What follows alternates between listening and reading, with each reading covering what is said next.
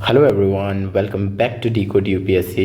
In my last video, I have discussed the 2023 UPSC prelims paper and how I attempted that paper in exam hall. We have completed 30 questions and in this video we are going forward with that and we will discuss next 30 questions that how I attempted the paper in exam hall condition.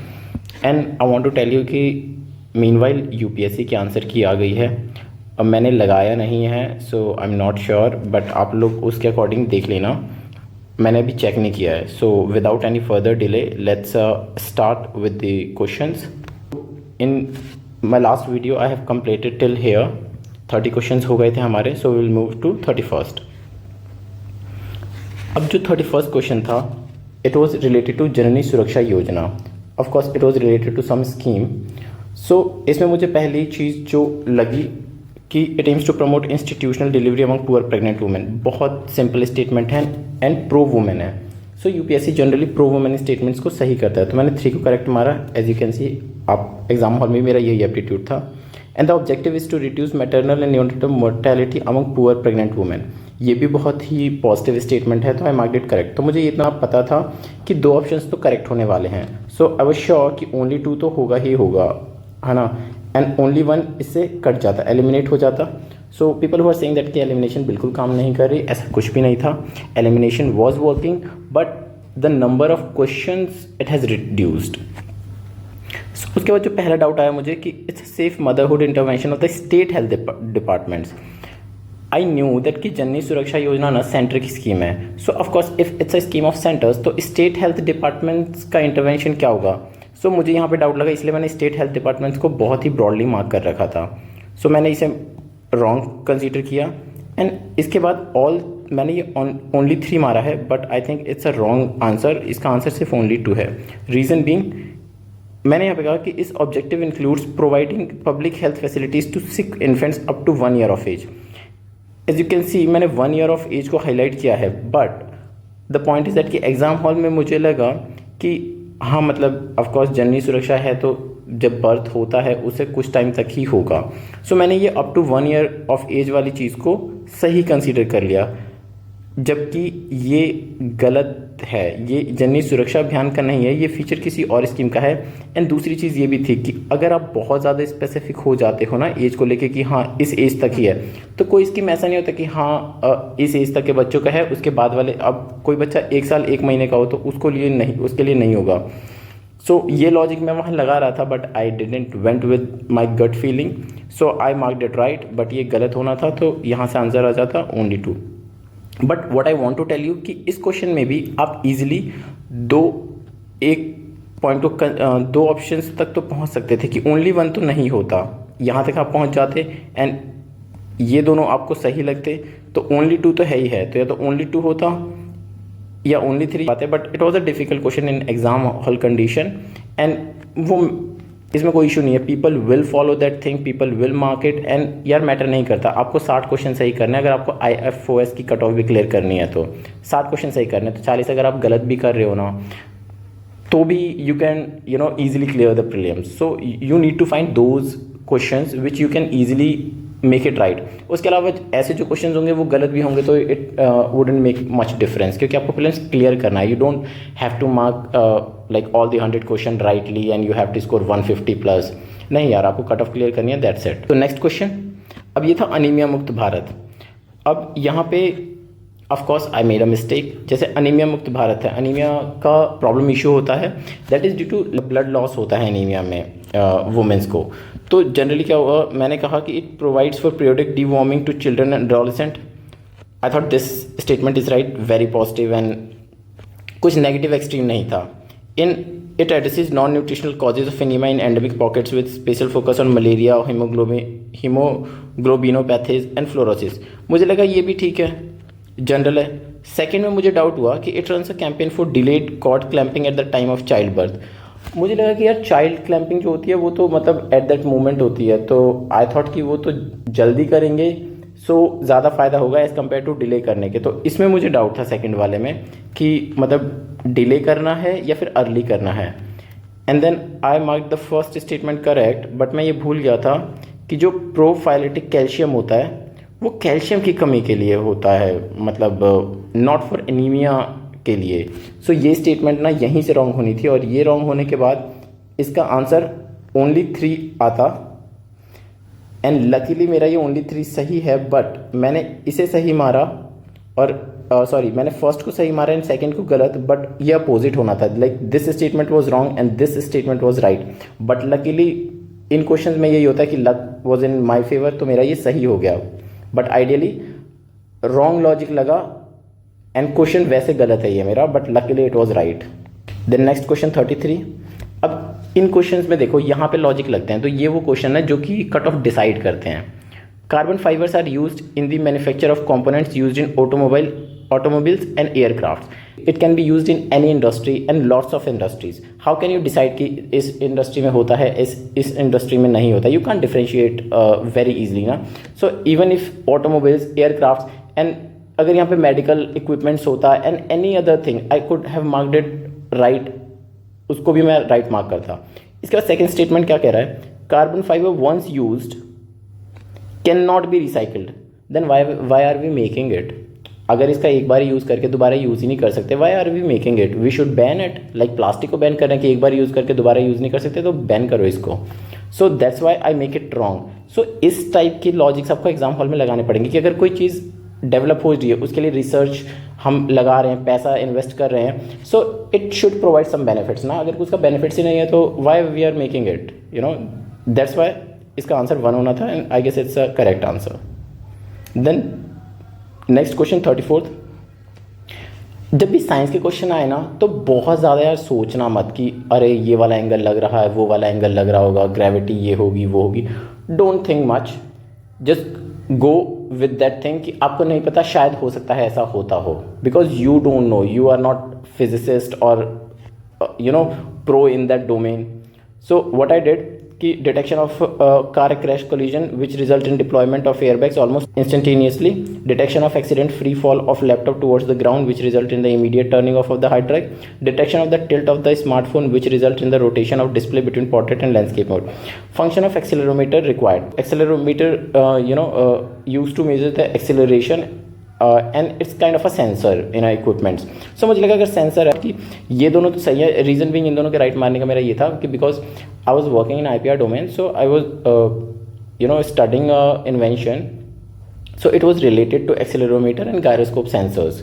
So that's why news की ये दोनों statement तो सही हैं। इसका मुझे sure नहीं था, बट मैंने कहा कि हो सकता है कि ये सेंसर की वजह से तो एयरबैग्स खुलते हैं ना, तो may be that was accelerometer sensor की कितनी एक्सेलरेशन से कार क्रैश हुई है वो मेजर करने के लिए यूज़ करता हो, and on the basis of that result airbags open होते हो। मैंने कहा हो सकता है ऐसा, दैट्स वाई मार्क्ड ऑल 3। मैंने ज़्यादा दिमाग नहीं लगाया यार कि क्या पता ऐसा होता हो ना होता हो, नहीं। वहाँ पे साइंस के क्वेश्चंस में don't think too much, go with all of them. अगर थोड़ा सा वैसा लग रहा है कि हाँ ऐसा हो सकता है, जनरल है, बहुत ही एक्सट्रीम नहीं है, तो go with all of them, and all 3 are I guess the right answer.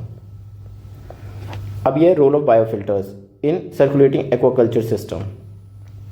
अब इसमें था biofilters provide waste treatment by removing uneaten fish feed.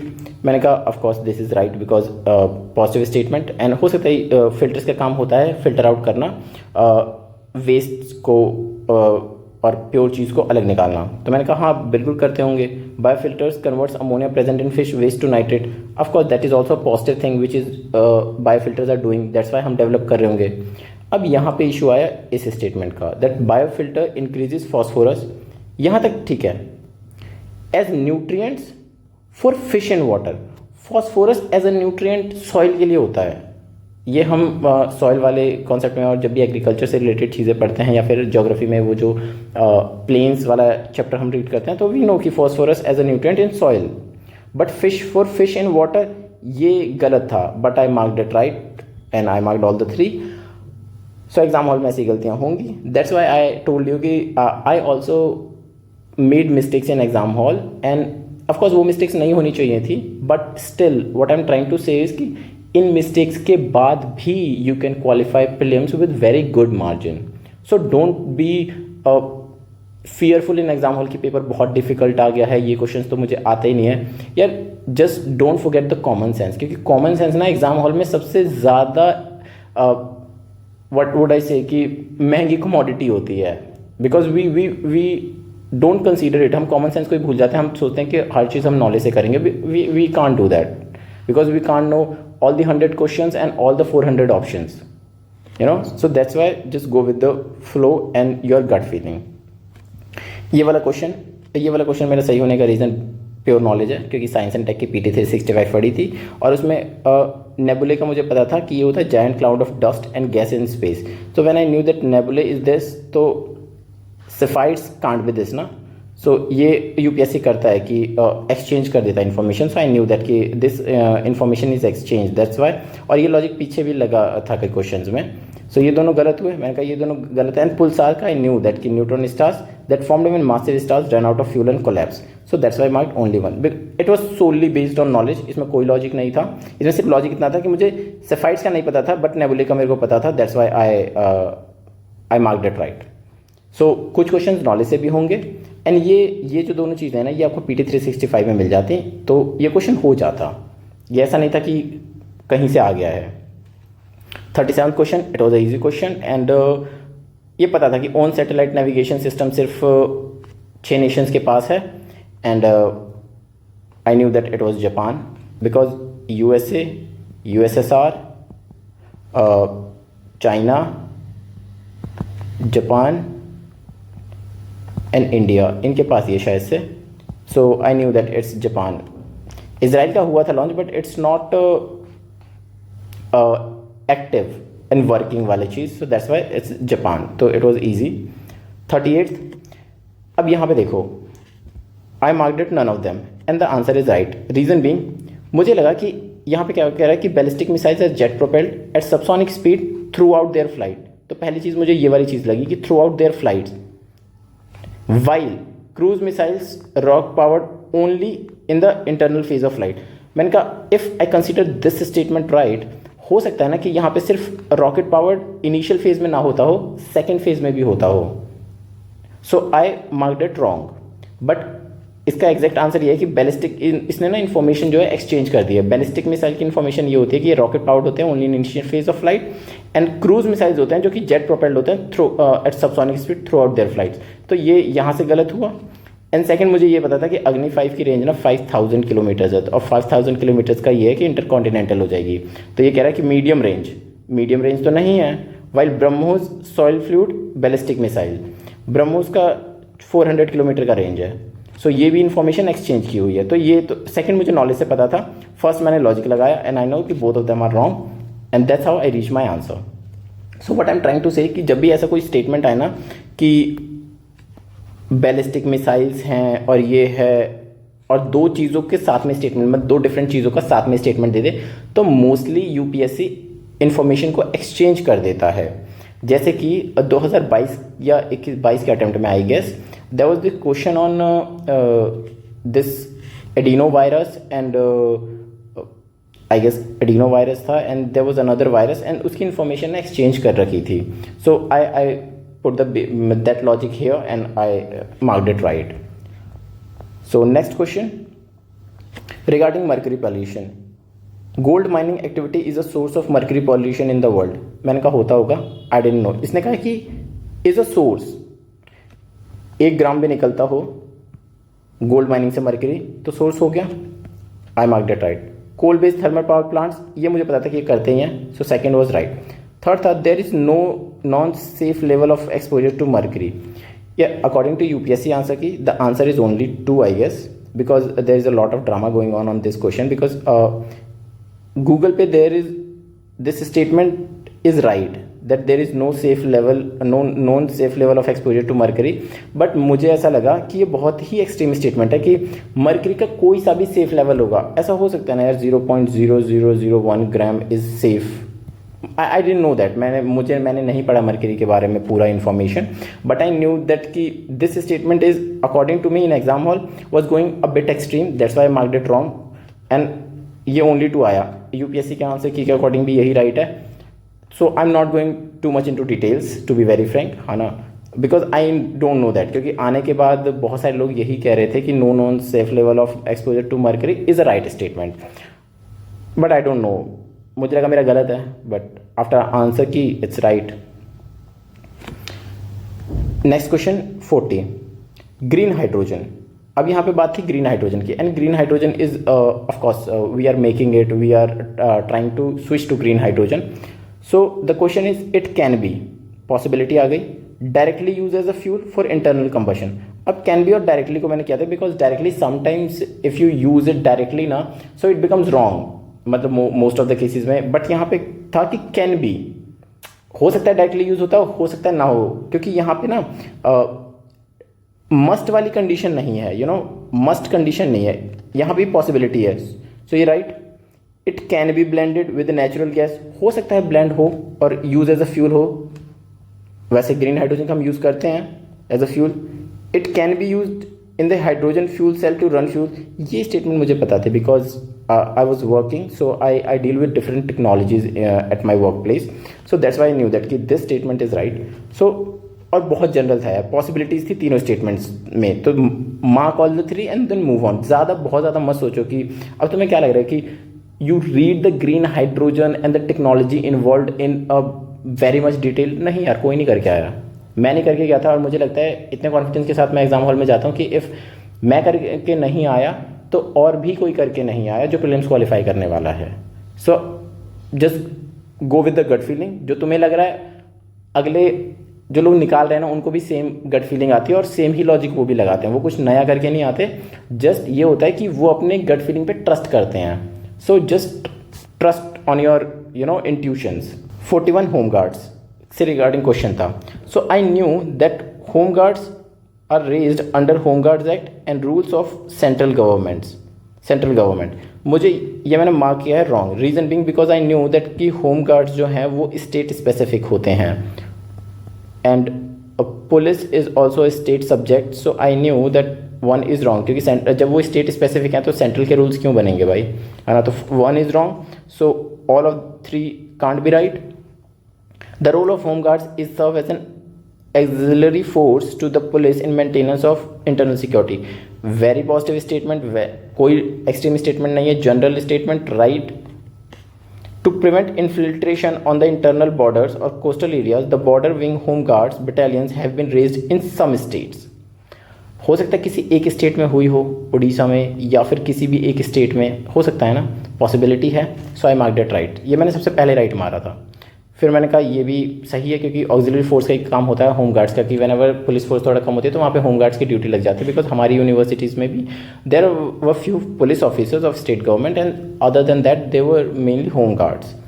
So I marked it only 2 and that's how I reach to my answer. यहाँ पहले वाली statement में मुझे ये पता था कि पुलिस स्टेट सब्जेक्ट होता है तो होम गार्ड्स जो हैं वो भी पुलिस की तरह ही काम करते हैं, उनकी यूनिफॉर्म भी पुलिस की तरह ही होती है। So that's why I was, मतलब ये सेंट्रल गवर्नमेंट वाला rule I marked it wrong. So see, मतलब दैट्स हाउ यू मतलब कुछ ऑप्शंस में आप नॉलेज लगाते हो, कुछ ऑप्शंस में आप लॉजिक लगाते हो and then you reach to your answer.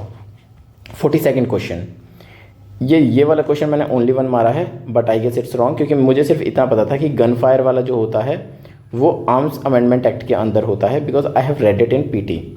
सो मुझे सिर्फ इतना पता था। इन दोनों का मुझे लगा कि ये इन्फॉर्मेशन भी एक्सचेंज कर दी गई है। सो ये मुझे लगा गलत है, तो मैंने कहा कि ये वाला एविडेंस एक्ट में होता होगा और नॉइंग मिसलीडिंग वाला ऊपर होगा ऑफिशियल सीक्रेट एक्ट में, तो ये एक्सचेंज इन्फॉर्मेशन कर दी है। मैंने वही दिमाग लगाया, मैंने ओनली 1 मार दिया, बट अकॉर्डिंग टू शायद से आंसर की मे बी इट्स ओनली 2, तो ये क्वेश्चन मेरा गलत है। बट यार does it make a difference? नहीं, क्योंकि क्या लगता है तुम्हें कि वो स्टूडेंट्स जाके पढ़ के आ रहे हैं कि ऑफिशियल सीक्रेट्स एक्ट 1923 के अंदर की पूरी डिटेल्स एंड सारे सेक्शन सब sections? No, they are not going to read it. Are you going to read Indian evidence act? No, you are not, because if you are going to read that act only, then you have to read 100 and 200 pages, because when I was preparing for patent agent examination, I was reading the IPR Act 1971 and the whole examination of 2 papers based on this act only. There are 2 papers, one is prelims, another is mains, and the whole paper is dependent on this single act. So what do you think कि मतलब एक paper हो रहा है जो इस पूरे act पे हो रहा है, and you are going to read multiple such acts for one paper जिसमें वो एक क्वेश्चन आएगा? नहीं, don't try to do that. So that's why इन क्वेश्चन में अगर आते हैं तो अटेम्प्ट करो, मतलब व्हाट आई सजेस्ट कि you shouldn't attempt this question. मुझे लगा था कि मैंने लॉजिक लगाया तो दैट्स वाई, मतलब मैं मार्क्स हमेशा हाई रखता हूँ कि attempt number of attempts I keep them on a higher note कि like 90+, so that's why I attempted it. But you shouldn't, अगर if you are sure on your question की you have attempted around 80-85 question and you are sure that you are going to clear going to get 90 marks, then you shouldn't attempt such questions. 43rd, the first I marked second incorrect, Nagorno-Karabakh, because I knew that it is Armenia and Azerbaijan, and I again made the same thing ki this is exchange statements, so 1 is wrong, 2 is wrong, and I forgot that Kherson वाला section जो था it was in that Russia Ukraine war, and I thought कि it is in the Israel Lebanon war, so that's why I marked it only 1, but answer is I guess none of them. Kherson is in Russia Ukraine की territory है I guess, जो Russia ने during that Russia Ukraine war they put their forces in Kherson and they occupied that reason, so that was simple blunder. ये question सही हो सकता था on the basis of knowledge, but I marked it wrong. कोई नहीं, it doesn't matter, I still got 90+। सो कुछ question गलत होंगे, आपको सारे सही नहीं करने हैं। Next question, this 44th, Israel has established diplomatic relation with some Arab state. I knew that Abraham Accord, so I knew that ki Israel established relation with UAE and Egypt. So I knew that this statement is right. The Arab Peace Initiative mediated by Saudi Arabia was signed by Israel and Arab League. I knew that it was not Saudi Arabia, it was USA. So that's why I marked it wrong. And when second is wrong, there is only one option. So that's how you मतलब आपको अगर पहला वाला भी अगर आपका सही था फिर आपको देखना पड़ता सेकंड इज राइट और रॉन्ग, लेकिन अगर आपने पहले सेकंड स्टेटमेंट देख ली होती कि सेकंड इज रॉन्ग तो आप सीधा आंसर पे पहुंच जाते, आपको पहला देखना भी नहीं पड़ता, because statement 1 is correct, statement 2 is incorrect, only one option is that. And दूसरी चीज़ ये भी था कि यहाँ पे बहुत स्पेसिफिक कर दिया था इस क्वेश्चन को, मतलब गलत करना बहुत आसान था। जैसे कि अगर यहाँ पे मान लो जो राइट कंट्री वो यूएसए है, तो यहाँ पे यूएसए की जगह सऊदी अरेबिया, इंग्लैंड कुछ भी डाल दे, बहुत आसान है ना इस चीज़ को गलत करना। सो इस तरीके से भी थोड़ा सोचा जा सकता है एग्जाम हॉल में। 45th, the answer is only 2, that is a correct, but according to मतलब what I knew that Dronacharya award to honor eminent coaches who have successfully trained sportsmen, I knew that, that's why I marked it right, because I knew that only 3 is correct। अभी तो मेरे को सिर्फ 3 पता था on the basis of my knowledge, उसके बाद मैंने क्वेश्चन किया है एंड ये सही हुआ है, और ये सिर्फ मतलब वो न्यूज़ वगैरह थोड़ा देखने से हुआ था, आई डिडंट रीड इट। मुझे ये पता था कि अर्जुना अवार्ड जो है ना वो दिया जाता है कि लाइफ टाइम अचीवमेंट के लिए तो नहीं दिया जाता था, बिकॉज आई न्यू दैट कि मोहम्मद शमी को मिला था एंड बहुत सारे लोगों को मिला था उस year. So I knew that कि अर्जुना अवार्ड जो थोड़े स्पोर्ट्स में अच्छा कर रहे होते हैं ना उनको दिया जाता है, तो आई थॉट कि इसका आंसर ये है।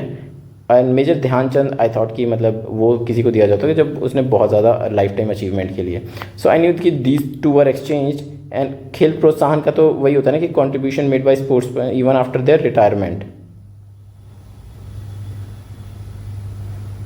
सो आई थॉट कि हाँ नहीं just a second, I guess 4th statement मैंने कहा खेल प्रोत्साहन पुरस्कार जो कि कंट्रीब्यूट कर रहे हो मतलब इन जो यंग टैलेंट होता है उसको प्रमोट करने के लिए। सो आई थॉट कि what I marked right is sportsman over the period of last 4 years। So I knew that कि 4 में ना मतलब ये यंग किड्स को दिया जाता होगा, यंग जो स्पोर्ट्समैन होते हैं, ताकि उन्हें और प्रोत्साहित किया जा सके, not for 4th। So what I marked, मैंने पहला रॉन्ग मारा then I marked it right. Reason being कि मुझे लगा कि ये तो नहीं जा रहा, because I knew that 4th वाला thing. So and second correct हो नहीं सकता था, तो what I marked 1 and 3, that's why I reach to only 2। Now I can recall it because ये थोड़ा सा लास्ट वाले क्वेश्चन थे, that's why। 46th, 44th chess olympiad, I know only one statement is true, the official mascot was named Thambi। ये सिर्फ मेरे को पता था and I marked it only 2, why I did that, I guess ये last वाले में लगा होगा मेरे को कि it was the first time that chess olympiad was held in India. हाँ, ये पता था मुझे, because there was this there was a lot of hype at that time when it happened in Tamil Nadu. I guess it was happened in Tamil Nadu. मुझे इन दोनों का doubt था. The trophy for the winning team is the open section is Vera Menchik cup, और ये winning team women section in Hamilton Russell cup. मुझे लगा कि ये दोनों जो नाम है ना, इन नामों को चेंज कर दिया गया है. मतलब इन exam hall I feel like that कि ये भी एक्सचेंज्ड है. Like you know this is this, मतलब ये वाला नाम इस वाली ट्रॉफी के लिए, ये वाला ये वाली ट्रॉफी इस वाली टीम के विनिंग टीम के लिए. सो आई थॉट कि these two are wrong and that's why I got it with only 2. That's how you make it. मतलब ये वाला लॉजिक एक्सचेंज वाला मैंने हर जगह लगाया है. Some places it is right, some places it is wrong, and I don't find it मतलब very negative, क्योंकि ओवरऑल ये मेरे लिए पॉजिटिव में ही काम किया. अगर मेरे 4 क्वेश्चन सही हो रहे हैं और 4 ही गलत हो रहे हैं, so I know that it will give me 8, and if 4 question are wrong then it will give me -2.4. So overall I am in positive. So that's why I will do that. मतलब इस साल भी paper अगर आएगा तो I will do that.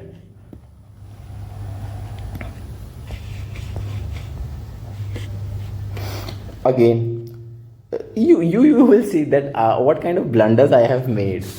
मुझे पता था टिग्रे जो है यूथोपिया में होता है, so I marked it wrong. तो मुझे ये पता चला कि कचिन तो यूथोपिया में नहीं होता होगा, ये नॉर्थ यमन में होगा, ये भी गलत हुआ. तो अब क्या बचा? ओनली वन या नन. मैंने डॉनबास रीजन मारा सीरिया में, और मैंने मतलब ये सोचा भी नहीं. I marked it like fraction of seconds में, and I marked it and I moved. And when I came back and my friend, he was also discussing paper with me, then he told me कि उसका तो answer none of them था, and I was like नहीं, Donbas तो Syria में था. कहता भाई पागल है क्या? It was in of course that it is in I guess Ukraine. और काफ़ी वो न्यूज़ में था उस टाइम पे, बट आई डोंट नो, पता नहीं दिमाग में एग्जाम हॉल में क्या चला, and I marked it with so much of confidence. I can't even tell you कि मतलब इतना श्योर था कि 200% श्योर आई वॉज कि ये तो सही है मेरा. But still, I made the blunder. So you see, people who clear the prelims, they are like the person who are not clearing. It's just that they also make blunders. They also, make silly mistakes in exam halls. But what differentiate them is they have confidence. कि जो भी वो mark कर रहे हैं ना, उसमें confidence है. तो few places that will give them negative marks, but at lot of places they will give them positive marks. अब यहाँ पे वही लॉजिक मेरा सही भी आया है. छाट, गिनी, माली, सूडान. मैंने सिर्फ इसमें सूडान को पकड़ा and caught the international attention for which I knew that Sudan में there was this coup happened. So that's why marked it D. मैंने कहा rich deposit of rare earth metals तो नहीं होंगे, बिकॉज दोज 4 कंट्रीज आर मतलब not that much rich countries, and they are suffering from food crisis and things. That's why marked कि this is the best. Southward expansion of Sahara Desert, I knew that this is not the right answer, and China military bases भी established नहीं किए गए थे. So that's why I marked it and I moved on. Heavy industries, fertilizer plants, oil refineries, steel plants. Green hydrogen is expected to play significant role. Is expected to play in decarbonizing how many of the above? Can you say with the surety that green hydrogen इस वाली industry को नहीं decarbonize करने में help करेगा? Can you say that? No. That's why marked all the 3 and move on. That's how you do it. Don't self doubt कि क्या पता हो सकता है कि स्टील प्लांट में ना करता हो. डोंट ओवर थिंक यार guys. Whenever you over think ना, you will mark it wrong. Because ये मैं पर्सनल एक्सपीरियंस से बता रहा हूँ. In my previous attempts I failed miserably. मतलब I was not able to even see the 100 question. 70-75 question मैं देख पाता था, and after that I was not able to see that because I go so slow and I put so much time on single questions, overthinking on them कि मतलब मेरे पास time ही नहीं बचता था. So that's why don't overthink on such questions because these are easy questions. If you start overthinking then in these questions, तो आपके जो बहुत ज़्यादा डिफिकल्ट वाले क्वेश्चन होंगे जहाँ पे ओवरथिंकिंग चाहिए होगी, वहाँ पे आप फिर टाइम नहीं बचेगा आपके पास. Then 50th question, G20 से regarding. It was expected to come. So G20 group was originally established as the platform for the finance ministers and central bank governors to discuss the international economic. I knew that this statement is right. और आप अगर देखो भाई तो ये बहुत ही ज़्यादा मतलब general statement kind of thing है. And digital public infrastructure is one of India's G20 priorities. One of. There are many priorities, but digital public infrastructure is one of the priorities. और डिजिटल में तो India का बोलबाला है DPI में, सो that's Y ये तो होना ही था. सो मैंने 1 को फिर भी बाद में मार्क करा है, बट 2 को तो मैंने सबसे उससे पहले मार्क किया कि 2 तो सही है ही है. I mark both of them and I moved on. Then geography question, and here you will see blunders. Jhelum river passes through Wular lake. I knew that this was right, क्योंकि Wular lake was made by Jhelum river, मतलब Jhelum river go into that Wular lake. Krishna river directly feeds Kolleru lake. Wrong statement है. Krishna river Kolleru lake के थोड़ा I guess ऊपर से जाती है, and directly तो बिल्कुल ही फीड नहीं करती. तो सेकंड वॉज रॉन्ग, और मैंने डायरेक्टली को काफ़ी हाईलाइट भी कर रखा है, इफ़ यू विल सी. तो सेकंड रॉन्ग था. यहाँ पे मुझे डाउट आया कि meandering of Gandak river formed Kanwar lake. इसके लिए मैं श्योर था because while I was doing mapping, I knew that Gandak ना कानवार रिवर लेक के बिल्कुल पास से जाती है. On that basis I marked only 2, but the right answer is only 1. I guess this statement is wrong कि गंडक रिवर मतलब कानवार lake is not formed by the meandering of Gandak river. So that's why, but at that time I was sure, that's why I marked it only 2. I left this question because I didn't know that. I didn't knew that, so that's why I मुझे सिर्फ ये पता था कि Visakhapatnam port is not the largest container port in India, but I guess these 2 options are right. I guess कि Mundra port is largest privately owned, and Kamarajar port is the first major port in India registered as a company. I guess these 2 are right, but that's मतलब यहाँ पे मुझे बिल्कुल भी idea नहीं था, so I left it. यहाँ पे I marked all the 3, but this is wrong because jackfruit is not a deciduous tree, it is a rainy forest tree. You know, and reason being मानने का मुझे इन दोनों का तो श्योर था, teak और महुआ का, because they were found in plain regions of UP and Bihar. But I knew that jackfruit is also found in plain area of UP Bihar, because in my village of mother side I saw the trees of jackfruits. So that's why I thought कि of course अगर वो plain area मिल रहा है तो फिर deciduous ही होगा. That's why I marked all the 3, but I didn't knew that कि jackfruit is a rainy forest tree. So I marked it wrong. Only 2 is answer. This statement, India has more arable area than China. I knew that this was right. और ये reason मतलब लगाने का logic था because I didn't know that properly, मतलब मैंने read नहीं किया था, बट ये शायद से 9th क्लास की इकोनॉमी से आया है. India has more arable area than China, because I knew that कि चाइना में मोस्टली ना बिल्डिंग्स बहुत ज़्यादा हैं, तो एग्रीकल्चर शायद से इंडिया ज़्यादा एग्रीकल्चर डोमिनेटिंग है as compare to China. So that on that basis I marked it 1 right. Then the proportion of irrigated area is more in India as compare to China. I knew that कि irrigated area India की total उसका 33% है I guess, and rest is rain fed. So I know that कि China का ज़्यादा होगा because they are more technically advance. So that's why marked it wrong. And the average productivity per hectare in Indian agriculture is higher than. I know that Indian agriculture की productivity is lower. It's not higher because there are a lot of fragmentation of land ना. So I know that this is wrong. I marked it 1 and I guess the right answer is also 1. अब इस question के बारे में I didn't read a single thing. मैंने simple logic लगाया exam hall में and I marked it right. And ये circle जहाँ जहाँ दिख रहा है ना, ये सेकंड गो में हुआ है, ये पहले मार्क नहीं किया मैंने. सो ऑफ कोर्स इट मीन्स कि जो क्वेश्चंस आपको डिफिकल्ट हैं, जिनके बारे में आपने रीड नहीं किया, you can mark them with simple. जो मैंने कहा था ना कि आप जो साइंस बेस्ड क्वेश्चंस हैं उन वहाँ से जो इजी क्वेश्चन से टाइम बचाओगे ना, वो आप यहाँ लगाओगे इन्हें सही करने में. Next question, which of the following is the best example of repeated falls in sea level giving rise to present day extensive marshlands. ये क्वेश्चन मैंने गलत मारा, मैंने इसे नौपादा स्वयं मारा. I don't know why, but the right answer is run of Kutch. So I didn't know anything about this, but बहुत सारे लोग ये कह रहे हैं कि अगर आप इसका हिंदी जो अनुवाद है वो पढ़ते, so you could have make it right because there the marshland was related to some, मतलब it was related to Kutch, Hindi में कच्छ लिखा हुआ है, तो on that basis you can mark the run of Kutch, मतलब people are saying that, so may be I could have use that अगर मैंने हिंदी का इसका वो पढ़ा होता conversion, so may be I could have marked it run of Kutch, that synonym वाला चीज़ करके। यहाँ पे यार it was 50-50 between the iron and titanium, because मुझे ये पता था र्यूटाइल आयरन का नहीं है, बट मुझे पता नहीं ऐसा क्यों लगा कि एल्मेनाइट जो है वो आयरन में होता है। सो व्हाट आई डिड, मतलब इसमें 50-50 था तो मुझे मारना तो था ही, तो rather than going with titanium I went with iron, but titanium was the right answer. So I made such blunders. मैं रिस्क लेता हूँ यार, because if you want to clear the exam prelims, so you have to take the risk. if you will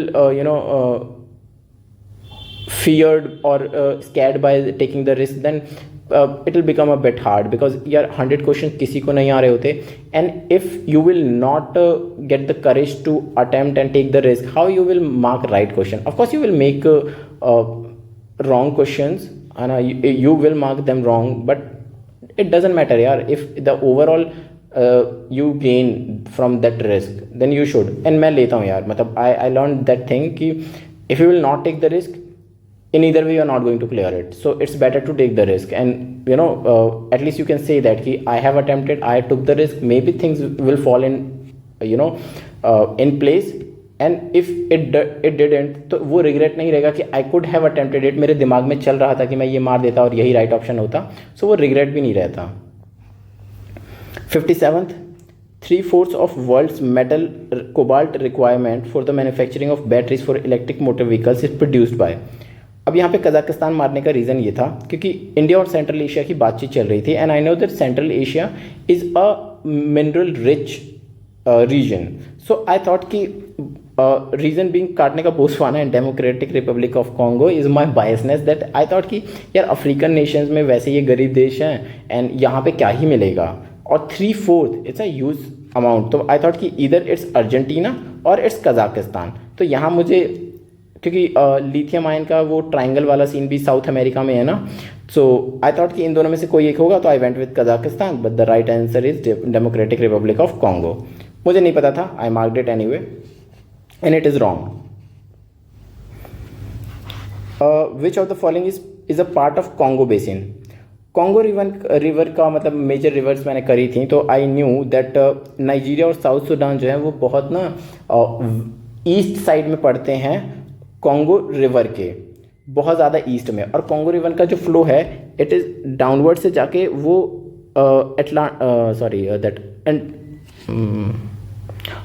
what is that sea, I am forgetting the name, Atlantic Ocean है ना, उसमें गिरती है वो। सो I know that कि अगर वो वहाँ गिरते तो बेसिन इस वाले एरिया में कहीं होगा, और साउथ सूडान वगैरह ना इधर पड़ते हैं, तो आई थॉट कि कैमरून जस्ट यहाँ इस बैंड पे है, तो आई न्यू दैट कि कैमरून के चांसेस, और युगांडा तो यार बहुत नीचे था, तो दैट्स वाई मार्क्ड कैमरून, मतलब इट वाज बेसिकली नॉलेज के बेसिस पे हुआ था, because I have done the major river system of around the world, so that's why. Now this question, now you will see कि what kind of blunders I made in this question. Amarkantak hills are at confluence of Vindhya and Sahyadri, यहाँ पे सह्याद्री लिखा हुआ है ये, ठीक है, and I read it at Satpura,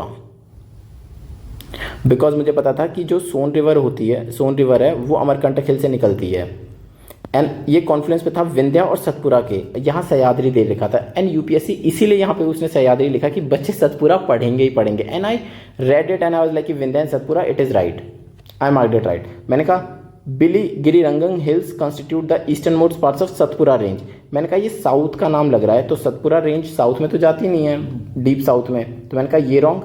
Seshachalam मुझे पता था कि ये वेस्टर्न घाट का नहीं ईस्टर्न घाट का है, तो that's why I marked it wrong, and I marked it right only one, and जबकि इसका आंसर है D, because it was not Sahyadri, it's Satpura, and that's how you made blunders, so don't do such things. मतलब ये जब मैं exam hall से बाहर आया and people were discussing that thing and I have heard that, and I was, मतलब मैं खुद को इतना क्रिटिसाइज कर रहा था ना कि what the hell I did, you know, कि मतलब मैं सह्याद्री को सतपुरा पढ़ के आया हूँ, and in my mind I was like कि ये तो सतपुरा ही लिखा हुआ है, So see that kind of blunders I have made. Next question, Indian projects connectivity. I didn't know anything about it, so I left it. But इस question को किया जा सकता था, may be it's my hindsight biased और whatever you call, but ये इससे पहले भी मैंने थोड़ा सा एनालाइज करने की कोशिश की थी कि कनेक्ट्स डिब्रूगढ़ एंड सूरत, इन दोनों में से अगर मैं एक को भी गलत लिख दूं तो इस स्टेटमेंट को गलत करना मेरे लिए कितना आसान है, बहुत ज़्यादा आसान है। मैं इन दोनों में से किसी एक को भी गलत कर दूँ, स्टेटमेंट गलत हो जाएगी। Similarly goes with this and same here.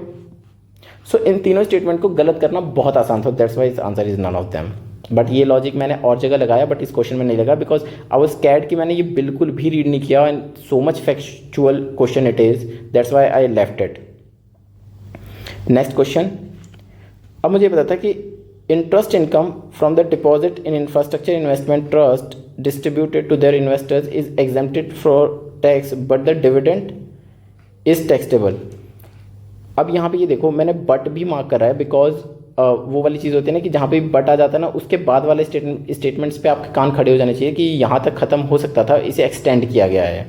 And the similar thing happened कि ये ऑप्शन गलत है, but I marked it true, क्योंकि ये स्टेटमेंट में ये है कि डिविडेंड जो है वो नॉन टैक्सेबल है एंड ये जो डिस्ट्रीब्यूशन है वो टैक्सेबल है।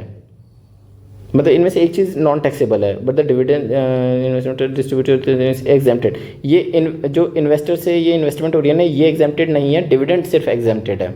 सो ये भी एक्सचेंज कर दिया गया था, बट यहाँ पे मुझे मतलब वो लॉजिक नहीं लगा, बट मार्क करने के बाद भी मैंने इसे गलत मारा है। एंड ये वाला स्टेटमेंट ठीक है कि इंफ्रास्ट्रक्चर जो इन्वेस्टमेंट ट्रस्ट हैं are recognised as borrowers under SARFAESI act 2002 के अंडर। तो इसका आंसर ये वाला डी होना चाहिए था, but I marked it wrong. So in this video we will keep ourself to 61 questions. इसके नेक्स्ट वीडियो में we will try to complete the third part and we will try to complete the all the 100 questions. And if you have any query please comment में आप पूछिए। And what I want to tell you, because nearly 30 days are left for prelims only, so one thing you should keep in your mind, that you should be keeping your mind कि you are going to clear it, be positive, and ये थोड़ा सा ना free mind के साथ जाना exam hall में। Don't keep that baggage कि this is my last attempt और this is my this attempt, I have already failed in prelims miserably. 2023 के अटैम्प्ट में जितने भी मार्क्स अगर आपके आए होंगे, डोंट थिंक अबाउट दैट, क्योंकि यार वो पास था, एक साल में आपने बहुत इंप्रूव किया है। गो विद दैट थिंग कि you are going and you are clearing it, have that winner mentality, and then go with calm mind.